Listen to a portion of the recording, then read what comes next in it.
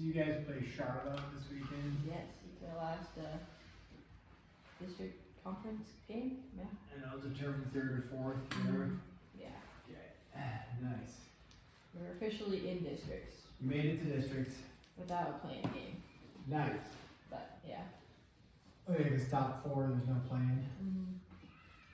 And then bottom 8 have to play 1v1 or play against each other to get 4 more teams in. Yes. Yeah. Gotcha. And then next Thursday. Yeah. Next Thursday is the tournament. Do you know Thursday, where? Friday. I mean, I know where. Do you know what time? I know. Actually, we just got the bracket, so I could check. We wouldn't be able to find out time. Yeah, I haven't heard about any pep bus or anything. So. Cool. Okay, so like let's take a look at 94. It says 93 through 96, exercise 93 through 96. Find the average rate of change of the function over the given interval. Compare this average rate of change with the instantaneous rate of change at the end points of the interval. So the rate of change, if you remember, is just your change in distance, right? Over change in time, because distance, distance is equal to rate times time. So it says, well, they just say find your average rate of change. I guess we haven't talked about instantaneous rate of change. But rate of change is velocity. But if you think about rate is equal to distance over time, right? So then if you find your change in distance over your change in time, that's your average rate of change. So if we look at 94, it's t squared minus 7, and then is your function. And then if you want to find the average rate of change for t squared minus 4, or 7, t squared minus 7 is 3 and 3.1. So it's 94. So they have is it f of t? Yeah. F of t is equal to t squared minus 7. And then over 3 to 3.1. Yes. And you'll notice it's not a coordinate point, 3 and 3.1. Although those are going to be our coordinate points that we plug in, but that's the over that course of time. So from 3 to 3.1. Oh, yeah.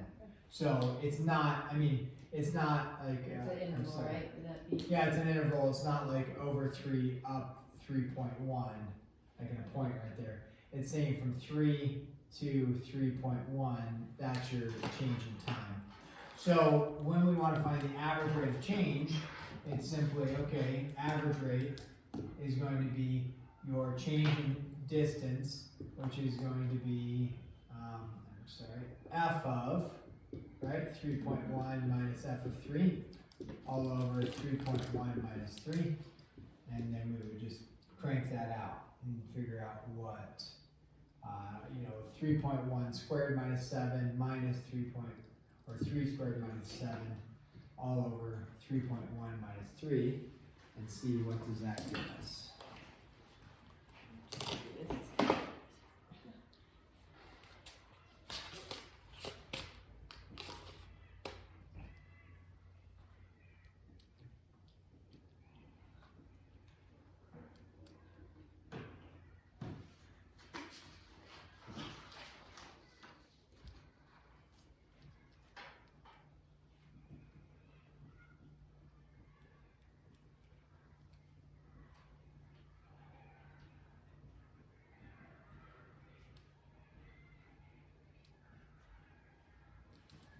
6.1. 6.1, yep, that's what I'm getting. So the average rate of change is 6.1. Okay. So then it says, what is the, okay, so find the average rate of change of the function over the given interval. Compare this average rate of change with the instantaneous rates of change at the endpoints of the interval. So here, if we were to graph this over at 1, 2, 3, and then 3.1. So at 3, and then at 3.1, there and there. So the endpoints of this interval, this is some sort of parabola, t squared minus 7. So, you know, some sort of parabola coming up like this, whatever. So it's at 3 and then 3.1. So then the question is, what's the instantaneous rate of change there, and what's the instantaneous rate of change there? And we talked about how do we find instantaneous rates of change. Find the derivative and then Yep. plug the point in. Find the derivative. So f prime of t is going to be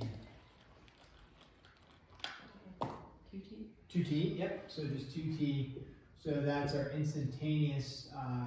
So our instantaneous would be then our velocity, right? Instantaneous. This is our. They say average rate of change, but really what we're finding is this is our average velocity from here to here. Then if you want to find, which is just the slope, right?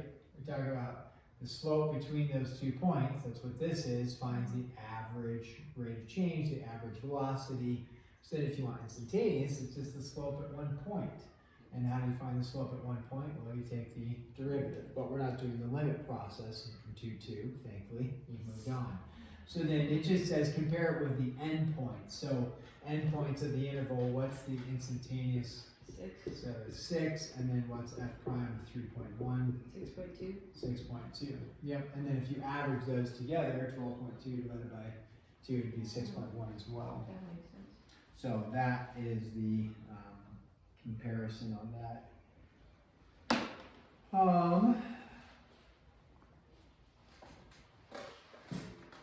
So that's all they want you to do on 94. If you take a look at things like you have to do 97 through 100 all, and so I think just work through those using the equations they give you. They give you the you know, they have, like on 97, I'll just reference this so that we can make sure we're kind of understanding. It's negative 16t squared plus v sub 0 t plus, I think they use s sub 0. And just to review, we kind of talked about this at one point, but s of t, that's a position function, right? So s stands for the position. It could be the height of an object. It could be an object moving along a horizontal plane, okay? Negative 16 deals with the gravitational pull, right? The acceleration due to gravity, which if it's in feet, it's going to be 16. If you're dealing with meters, 4.9. yeah, it's going to be 4.9.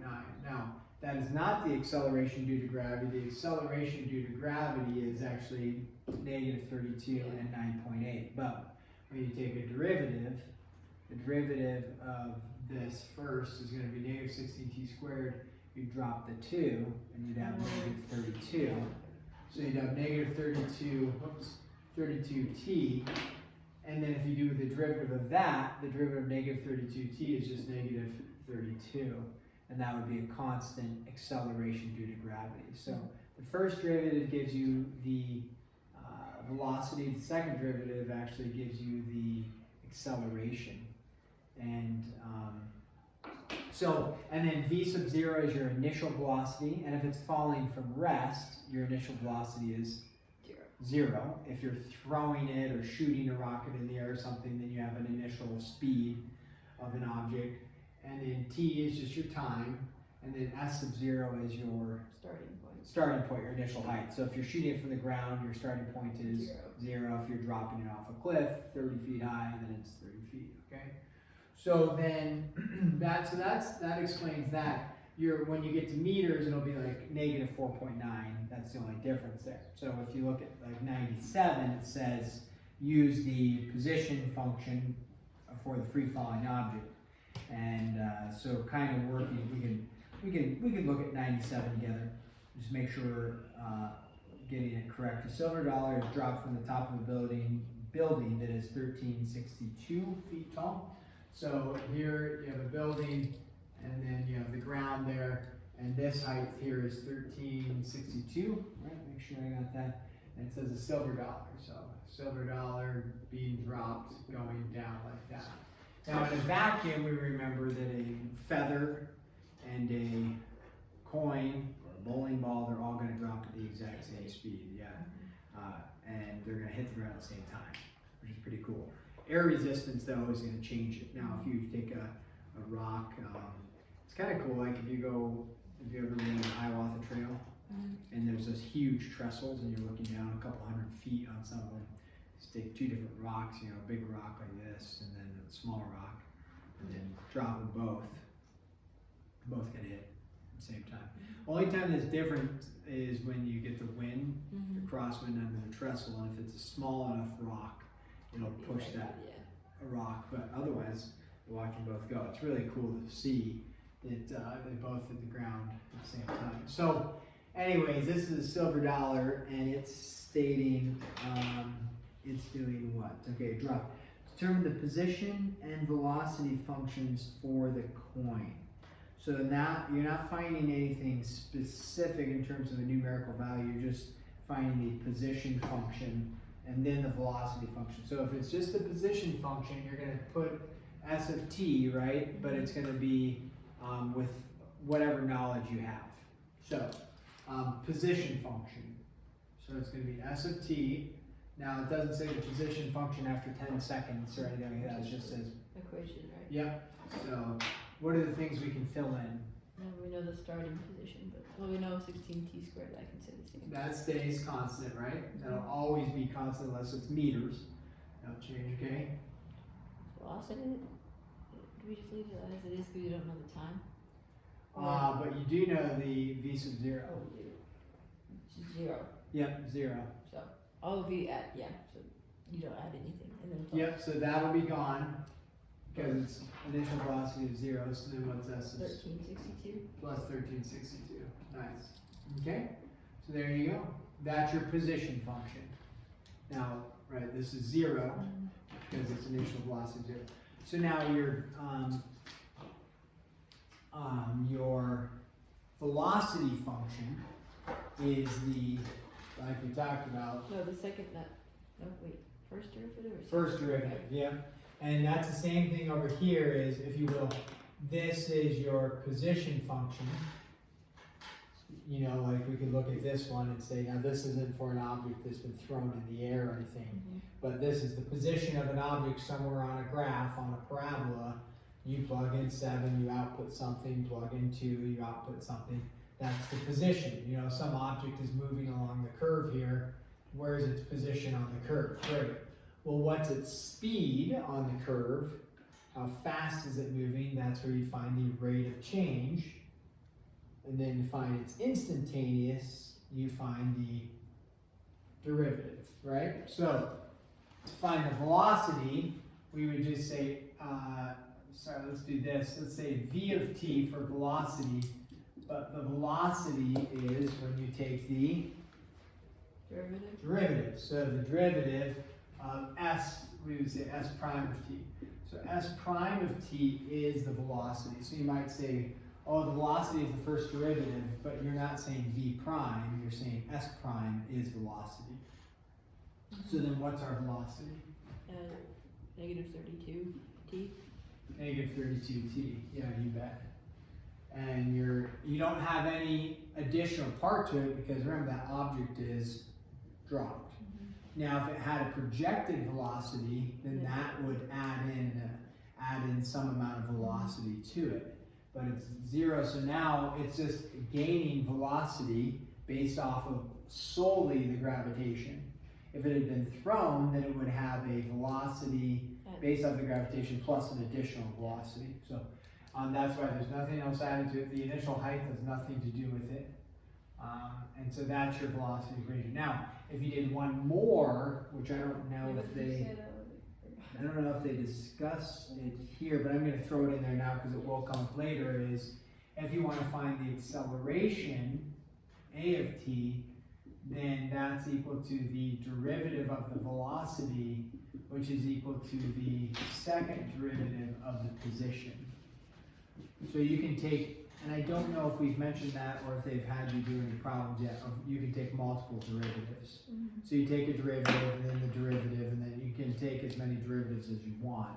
Eventually you'll zero out, or with trigonometric and some other derivatives, you'll actually just ping pong back and forth. It won't zero out, meaning the derivative of a parabola turns into a line, which turns into a horizontal line, which turns into a horizontal line at 0. The derivative of sine goes to cosine, the derivative of cosine goes to negative sine, the derivative of negative sine goes to negative cosine, the derivative of negative cosine goes back to sine, and it just pings back and forth. So for this though, position is s of t, first derivative is your velocity, the second derivative is the derivative of the velocity, which is the just acceleration. And so then the acceleration is going to be equal to, what's the derivative of this? Negative 32. And acceleration is constant due to gravity. And that's which is pretty phenomenal. You talk about like God and math, and you know, it's just, you look at these things that hold true. And in order for the universe to, it's like, how does that hold true constantly? Negative 32 feet per second. Yeah. Now you can say, I just don't believe in God, and that's just happened. You can argue, I mean, you can't really argue that, you can just state that. And it's like, it's a lot easier believing that there's order to the world than just chaos that happened to have order. Yeah. Because in the processing of how did this all come about, you only get one shot at it, really. A little bit off all these gravitational pulls, and we'd be flung into the universe and never come back. So it's pretty incredible that these numbers hold true. So there you go. Now, there's a fourth derivative, and it's kind of like the ha-ha math joke. The third derivative. So the first derivative is velocity, the second derivative is acceleration. The third derivative is actually called jerk. And it's a ha-ha, because, and you don't actually need to know this, but the third derivative of the position function is the jerk function. And so sometimes the ha-ha joke is your third derivative. So that's good stuff right there. Yeah, and then people are like, what? You're like, ha ha ha. My mom would appreciate it. Yeah, your mom might appreciate it. So, and jerk is like when you go to accelerate like your coffee cups flying back off the dash. That's what jerk is that initial motion. So we don't really work with it at all. Position, velocity, and acceleration are what we end up dealing with. Okay, so we went a little bit beyond. They were just looking for these two right there, right? Position and velocity. So then the third thing, or B, is determine the average velocity on the interval 1, 2. We're right back to the average velocity with a function, position function, and an interval. So you're just doing the average velocity. So we can do that, might as well just finish it. Except we're not doing, we're not doing f of t, I guess it's s of t. So average velocity is equal to the change in position over change in time. And this is, what is this, 1 to 2? Yes. Yeah, 1 to 2. So s of 2 minus s of 1. Oops. Now you can go s of 1 minus s of 2, just make sure you go 1 minus 2. Yeah. You know, Keep it the same. yeah, keep it the same. Just like you would find slope, it doesn't matter.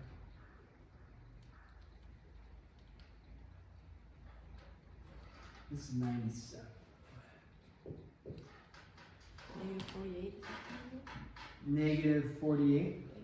Okay, but Okay, would it make sense, let's start with this. Does it make sense to have a negative? yeah, 'cause it's falling. It's falling, yeah, so that makes sense. And then you think, I mean, we're not doing physics, so you're like a little bit outside of our They scope. don't do physics. But negative 48, does that from the average velocity from 1 to 2 seconds, right? Yeah. So does it make sense that it's only going about 48 feet per second? Yeah, feet per second Yeah. from 1 to 2 seconds. Sure, it's starting at 0, and the acceleration due to gravity is 32 feet per second. 32, it's between 32 and 64, right? Yeah, so it's gonna be somewhere between 32 and 64 accelerating. So sure, with our limited knowledge of physics and gravitational pull, acceleration due to gravity of 32 feet per second makes sense. If it was speed, how do you change 48, velocity right? of speed? Just 48, yeah, so 48 feet per second. So that makes sense for us. So then it says determine the instantaneous for part C. How do I find instantaneous? So there's our average velocity. What's instantaneous velocity? V of 1 and then V of 2 is for part C. Well, again, instantaneous velocity is based off of the Derivative of negative 32 and Yep, 64. 64. Negative 64. Yeah, and does it make sense that at 1 second you're going 32 feet per second? You bet. With a limited knowledge, becoming more knowledge of it's accelerating at 32 feet per second.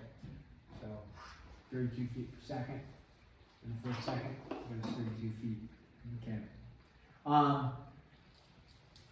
Then what's the next part say? Find the time required for the coin to reach the ground level. So now reaching the ground level, we're thinking, are we talking acceleration, velocity, or position? Position. Yeah, position, because ground level, well, time and ground level. So what are we gonna do? I would just plug in the S of T, that the quadratic formula, try to figure out when it hits the ground, take Yeah. that time, then plug it into it. Yeah, so you're gonna take this, or this is for part D, you're gonna take your position function, right? And you're gonna figure out when it hits the ground. So that means you're gonna figure out when, so that's the T part, unknown. And then when it hits the ground, what do we do? Why are we plugging in the quadratic formula? Because it's, the position function is a parabola. Yeah. So it's like it's gonna, oh wait, right? Yeah, so when it hits the ground, it's gonna be one of the zeros. One of the zeros, that's what I wanted you to Yeah. key in on. So in other words, S of T, which is your Y, is going to be the 0, so negative 16 T squared. Now, when you do this, we know it's a parabola opening down, we're gonna end up with a positive answer and a negative answer. The negative answer is impossible because you can't have negative. Right, and it's as if, the coin went down and then the coin went down, like over there. And that's a negative time. So we're only being focused on the positive. Don't need to do the quadratic formula because it's missing the linear term, but you can do the quadratic formula. Or you can just set it equal to 0, not equal to 0. Solve. Oh, that's Solve true. for t and take the square root of it. Yeah. But either way, what do you end up with? Well, it gave me a point, so it gave me like 9.226, but I could give it an actual. 9.26? Yeah. Okay. And then if it says simplest radical, then you can just do out simplest radical format for that is fine. 9.26 works for us. And then it says find the velocity of the coin. Don't worry, it's a $250 book. Actually, it's funny. I'm like, go to my box, and there's rarely ever anything in my box down in the office. So I go down there, and I'm like, oh nice, there's something in my box. It's just like partial cover of a geometry book. That's not that bad. It's still. Like somebody lost. Or they're holding on to the other part somewhere. I don't know who this is. So it says giveaway. Oh, I think I must have given this away, and the person I gave it away to didn't want it. So okay, yeah. So what's the velocity impact? It's going to have a certain speed, right? And then it's going to hit, and then obviously the velocity becomes 0 at impact. But what's the velocity at impact? How do I find what the velocity is? Plug that t into the derivatives of time. Plug that time, yep. And then if you remember, you have the full capability on your calculator to plug in the entire thing. So be careful rounding. So if you're like, oh, 9.3, you're probably going to get a fairly accurate answer, but I would just take whatever ... is Times. and then just plug it into the velocity because it's really easy. Yeah. So don't shortchange your ability of your calculator. So V of 9.26 ... equals and negative 295.24. 295.24. At least that's what this says, so. Yeah. Now, with thinking about does that seem reasonable, you'd have to like start doing some calculations. I mean, at some point it reaches terminal velocity, it can't go any faster, right? But then you're like, does that make sense that it's only 295.24? Well, after 9 seconds, sure, it makes sense because it's 32, 64, so on and so forth. So it makes sense that it's only 295.24 the speed is. Or that's actually pretty fast. Yeah.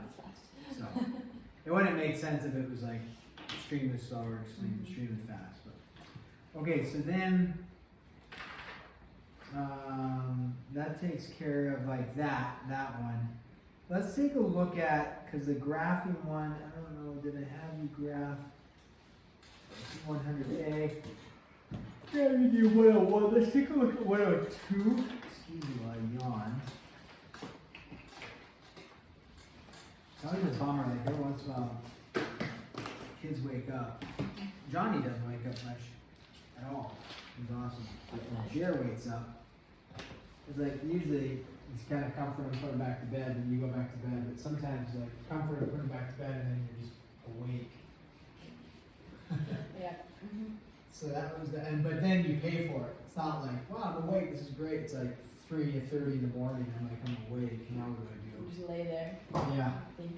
And then you pay for it later. So okay, so if we take a look at 102, 102 states for us the graph of the position function is shown.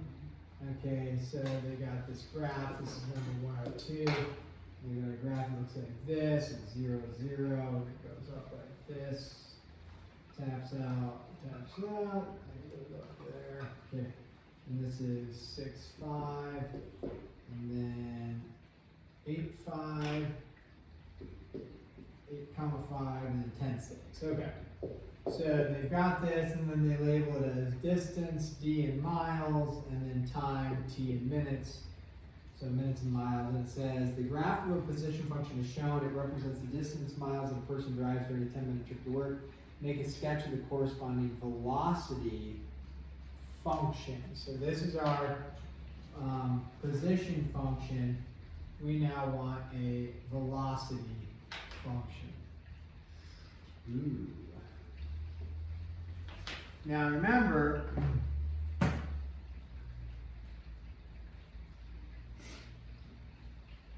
velocity represents the speed, but you can also think of it as you're going about it. Velocity, right? Velocity is the what of the position? It's the derivative of the position. So we can take a look at this and say, okay, now I want a velocity. Okay, so the velocity is, the time's not going to change, right? It's still going from 0 up to apparently 10, right? 0 to 10. It's just saying then this was its position, what's the velocity of that? So when we look at this, what is the velocity? They make it pretty easy here because 5, 6 at first. Right, or 5 is the slope, wait. it's just the slope, Yeah. right? So what is the velocity of that? It is 5, 6? 5, 6? That doesn't Okay. make sense, because you have to. Because it's going from 0, 0, right? So yeah, what's its Yeah. velocity? 5, 6. 5, 6? Mhm. Yeah, so that's its speed. 5, 6 Yeah. feet per, or is it in feet? It doesn't really matter, but minutes per mile. So they're going almost 1 minute, I'm sorry, Mile per minute? Almost? miles per minute, yeah, not minutes per mile. So, yeah, this is the velocity, so yeah, minutes per mile, miles per minute. So there, if you're going 5, 6, it's about 1 mile per minute. So in the first, how far is this? 1, 2, 3, 4, 5, 6, right? So in the first 6 seconds, I'm sorry, I keep saying seconds, it's minutes. I gotta write minutes. In the first 6 minutes, you're going at a constant velocity, which we'll call this 1 up here. So if that's 1, it's going at, what is it? 5, 6. Yeah. So your velocity function is like that, up to there. Now, at 6 minutes, right? At 6 minutes, what happens to the person's distance? It stays the same. as time. Stays the same. So therefore, if time expires and the distance doesn't change, what are you doing while you're driving? You're just there, so it's You're vertical. just sitting. Yeah, sitting there. Yeah. So what's your velocity? You're just sitting somewhere, like a stoplight. What's your There velocity? is no velocity. Yeah. So what would that be called? Undefined or zero? No, Oh, zero. right, Yeah. Zero, yeah. Your speedometer is at 0. Yeah. Mhm. So therefore, from 6 to 8, what was your velocity? Zero. 0. So Oh, therefore, that makes 0, right? sense. Yeah. And then from the next one, what's your velocity from 8, that's at 8 to 10? One half. Right? 1 half? Yeah, because 6 minus 5 is 1, 10 minus 8 is 2, so 1 half. So then, yeah, we'll call 1 half there. So it's like 1 half from there to there.